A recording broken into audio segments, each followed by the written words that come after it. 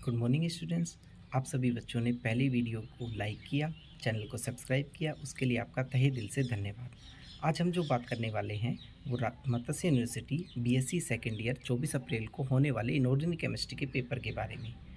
देखिए बच्चों, मेरे पास अनेक बच्चों के प्रश्न आए कि सर इस पेपर से संबंधित हमें कुछ महत्वपूर्ण प्रश्नों से अवगत कराइए। मेरा मानना है बच्चों कि जब भी कोई प्रश्न पत्र तैयार किया जाता है तो वो पूरे सिलेबस को कवर करते हुए तैयार किया जाता है। तो चलिए हम कुछ महत्वपूर्ण प्रश्नों के बारे में डिस्कस करते हैं, लेकिन उसके लिए आपको सबसे पहले चैनल को लाइक करना होगा, शेयर करना होगा और सब्सक्राइब करना होगा, जिससे आपको लगातार नई नई वीडियोज़ मिलती रहें। इनऑर्गेनिक केमिस्ट्री में आपकी कुल 5 यूनिट्स होंगी, जिनमें पहली यूनिट का नाम होगा प्रथम, द्वितीय और तृतीय संक्रमण श्रेणी के तत्वों का रसायन। इसमें सबसे पहला प्रश्न जो बनता है वो प्रथम, द्वितीय और तृतीय संक्रमण श्रेणी के लिए इनके इलेक्ट्रॉनिक विन्यास, इनकी ऑक्सीकरण अवस्थाएं, इनके परमाणुीय आकार और अंतिम जो प्रश्न बनेगा वो बनेगा इनके रंग के बारे में। और रंग में जो बात की जाएगी वो डीडी संक्रमण के बारे में बात की जाएगी।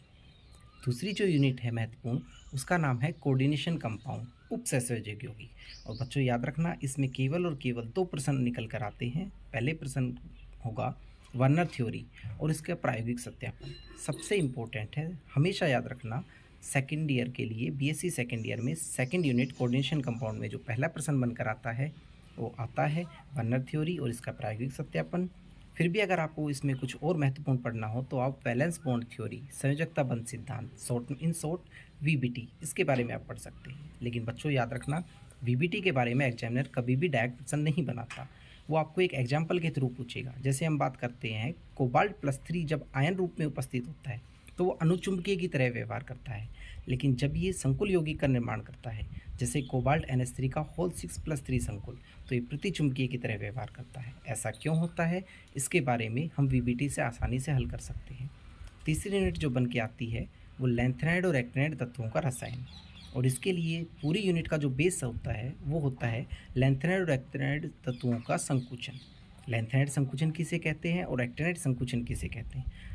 इसके पश्चात जो अन्य महत्वपूर्ण प्रश्न बनकर आते हैं वो होगा लैंथेनाइड और एक्टिनाइडों के लिए इलेक्ट्रॉनिक विन्यास, लैंथेनाइड और एक्टिनाइडों के लिए परमाणुीय आकार, इनकी ऑक्सीकरण अवस्थाएं सबसे महत्वपूर्ण।